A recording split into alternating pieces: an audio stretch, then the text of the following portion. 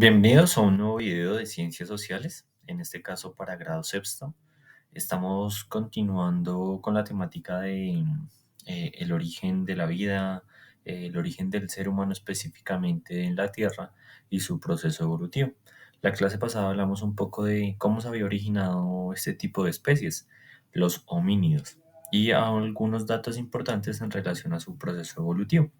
En esta clase nos centraremos específicamente en las características fisiológicas, características anatómicas y elementos concretos de lo que es el proceso evolutivo de este tipo de especies, que son muy similares al ser humano, y desde la teoría de evolución se plantea que se podría decir que nuestros antepasados más cercanos en relación a lo que son rasgos, características, entre otros. Entonces vamos a iniciar.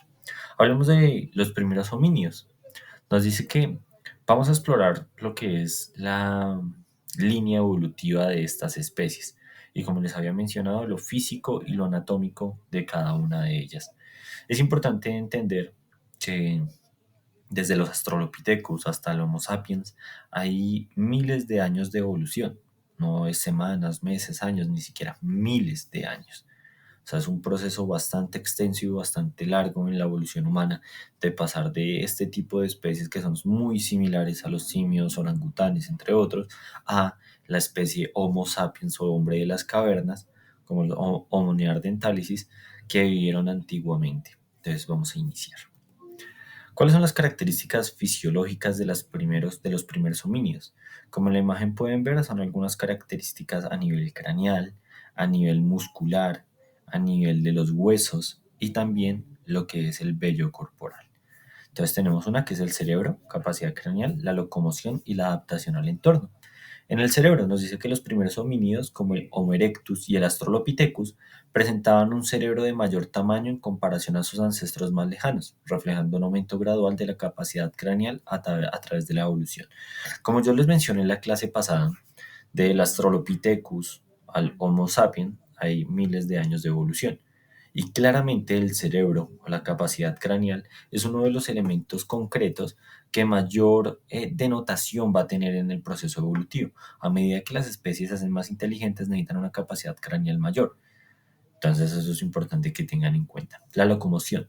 Estas especies fueron las primeras en adaptar la bipedación, caminar en dos patas, lo que les permitió liberar las manos para manipular herramientas y explorar nuevos hábitats. Esto conllevó ajustes fisiológicos en su estructura ósea y muscular. Entonces no sé si por ejemplo se han dado cuenta en una película que ahorita es como actual, El planeta de los simios, donde ustedes ven que los simios a medida que van evolucionando ya no caminan tanto como las cuatro patas, así apoyándose de las manos, que son unas manos como así. Nuestra mano ya es derecha, literalmente no necesitamos agarren, tenemos como procesos ya en los huesos y en los cartílagos en las muñecas para contraerse, sino están libres. Entonces caminamos en dos patas, erguidos, y las manos quedan libres para manipular herramientas, como en el caso del Homo habilis, de los primeros Homo sapiens que empezó a incursionar en el desarrollo de herramientas como piedras, madera, pero en forma de lanzas, forma de flechas, hachas, entre otros. Y la adaptación al entorno, que es muy importante. Los primeros homínidos desarrollaron adaptaciones como la sudoración y la mejora de la tolerancia al calor, lo que les permitió sobrevivir en climas más variados y cálidos, expandiendo su área de distribución geográfica. Recuerden que, como les mencioné, se dice que en poblamiento inicial empezó desde África, Asia, Europa y Norteamérica. Ok, que eso es ya lo que vamos a ver un poquito más adelante, rutas de poblamiento de este tipo de especímenes a lo largo del planeta Tierra. Ahora bien, las características anatómicas, lo fisiológico, ahora lo anatómico. Cráneo y estructura craneal, esqueleto postcraneal y dentición especializada. Un elemento muy importante que les mencioné fue que a medida que el hombre descubre más herramientas, el fuego, hachas, demás herramientas, armas, entre otras, va adaptando su cuerpo también a medida que va evolucionando. De los primeros neandertálisis o de los primeros homínidos que existieron, tenían una mandíbula bastante grande, una mandíbula con bastantes dientes y bastante grande y bastante fuerte para, por ejemplo, rasgar la carne, o algunos elementos que eran muy, muy fuertes, como la carne cruda, por ejemplo. Y a medida que se va pudiendo cocinar los alimentos, se posibilita que la mandíbula se vaya adaptando y el cráneo se vaya volviendo un poco más pequeño, o sea, como una capacidad craneal mayor, pero a nivel de lo que es el cráneo, que no sea tan grande, que no sea como los orangutanes, un cráneo. Entonces, bueno, los primeros homínidos poseían una estructura craneal más robusta y un volumen cerebral más reducido en comparación con los humanos modernos. Sus rasgos craneales incluían cejas prominentes, mandíbulas fuertes y un ángulo facial más agudo, adaptaciones que les permitieron procesar alimentos duros y realizar actividades físicas intensas, pero a medida que iban evolucionando, pues iban adaptando su mandíbula. El esqueleto postcraneal. Su esqueleto postcraneal se caracterizaba por una mayor robustez de los huesos, particularmente en las extremidades inferiores, lo que les otorgaba una mayor resistencia física y capacidad de desplazamiento. Además, presentaban ciertos rasgos ancestrales como pulgares oponibles y una mayor movilidad en las articulaciones. Y por último, la dentición, que es uno de los elementos que más les hago hincapié en relación a esto, porque la mayoría de animales que necesitan cazar, comer carne cruda, tienen dientes muy salvajes, como por ejemplo los felinos, que son unas dentaduras bastante violentas, los tiburones, entre otras, mientras que el ser humano, adaptando su capacidad de dentición, tiene unos dientes mucho más pequeños, sí, colmillos, premolares, entre otros, pero pequeños, y una mandíbula que no sale, que no sobresale del cráneo. Los primeros homínidos contaban con una dentición adaptada a una dieta principalmente herbívora y omnívora. Sus dientes eran más grandes y robustos, con molares anchos y muelas capaces de triturar alimentos duros y fibrosos como raíces tuberculosas y carne. Pero a medida que fue evolucionando, este elemento de la mandíbula fue evolucionando con este tipo de especies. Ahora bien, la evolución técnica de la especie humana. Tenemos la fabricación de herramientas con el Homo erectus. Los primeros humanos desarrollaron la capacidad de fabricar herramientas de piedra y hueso para facilitar sus actividades diarias, desde artículos artesanales para la agricultura hasta elementos de caza. Descubrimiento del fuego. El dominio del fuego permitió a los homínidos cocinar alimentos, mantener el calor y ahuyentar a los depredadores. El desarrollo de la vestimenta. La creación de ropa y calzado a partir de pieles y tejidos proporcionó mayor protección y adaptación a diferentes climas, desde los climas más gélidos hasta la adaptación de elementos como el cambio del pelaje. Viviendas y refugios. La construcción de refugios, desde cuevas hasta estructuras más complejas, brindó seguridad y mejores condiciones de vida. Así es que la evolución técnica de la especie humana estuvo marcada por una serie de hitos que permitieron a los primeros homínidos adaptarse mejor a su entorno.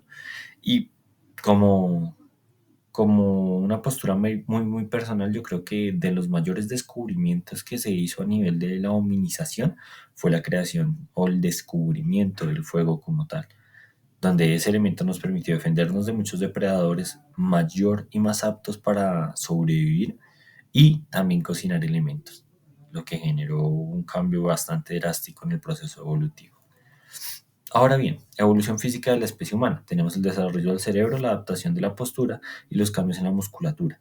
Si ustedes analizan los primeros Australopithecus, los Homo sapiens, como les muestro el cambio más drástico, la musculatura, caminar erguidos, el desarrollo del cerebro, la capacidad craneal mayor, pero un cráneo más pequeño, son elementos importantísimos. Importantísimos que los podemos ver en imágenes que les mostraré en la tutoría en el cambio evolutivo del cráneo de este tipo de especies, ¿vale?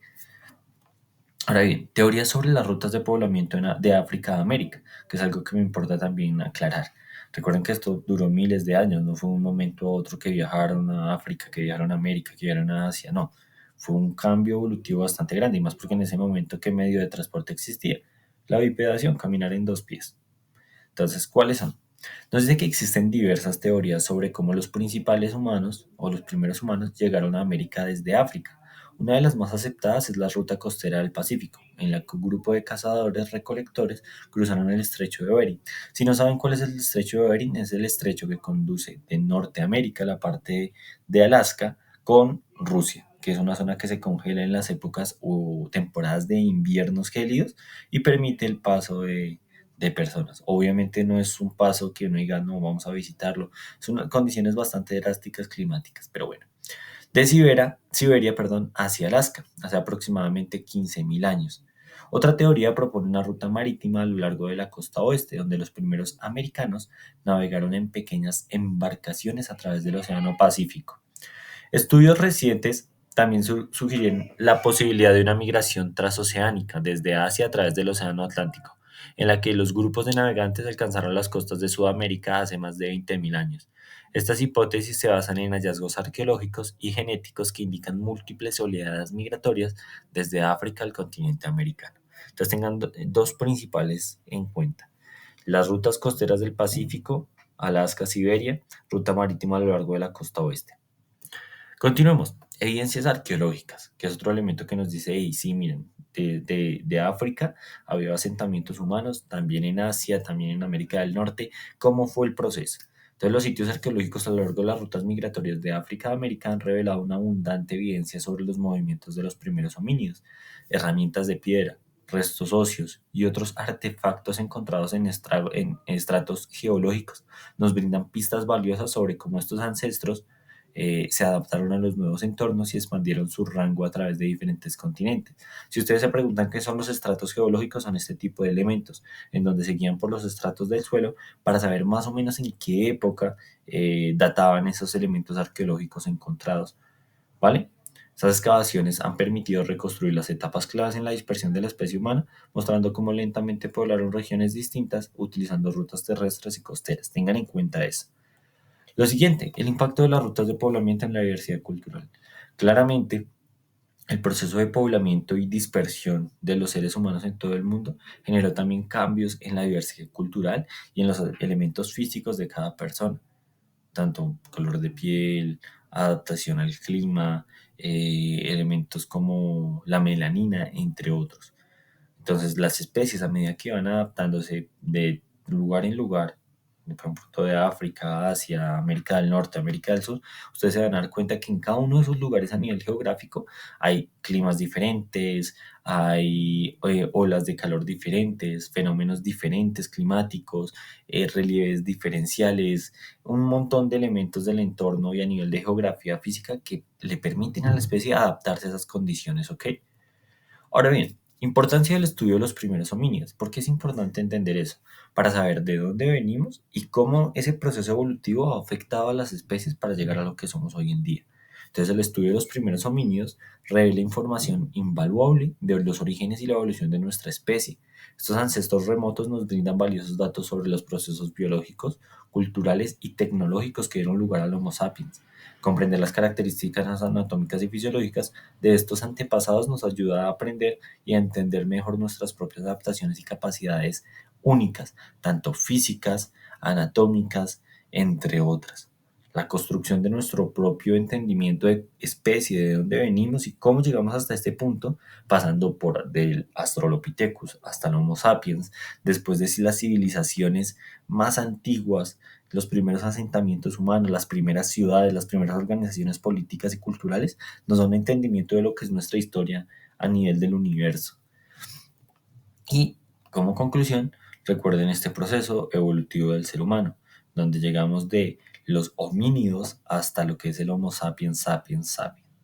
Entonces, en este recorrido por la evolución de los primeros homínidos, hemos explorado sus características fisiológicas en las dos primeras diapositivas y anatómicas, así como los avances técnicos y físicos que marcaron el desarrollo de la especie humana, la capacidad craneal, la musculatura, caminar erguidos, entre otros. También es importante analizar las teorías sobre las rutas de poblamiento para entender cómo se dispersó el ser humano por todos estos espacios, ¿vale? Entonces, muchísimas gracias, chicos. Complementaremos este tema en la tutoría. Espero estén muy bien y cuídense mucho.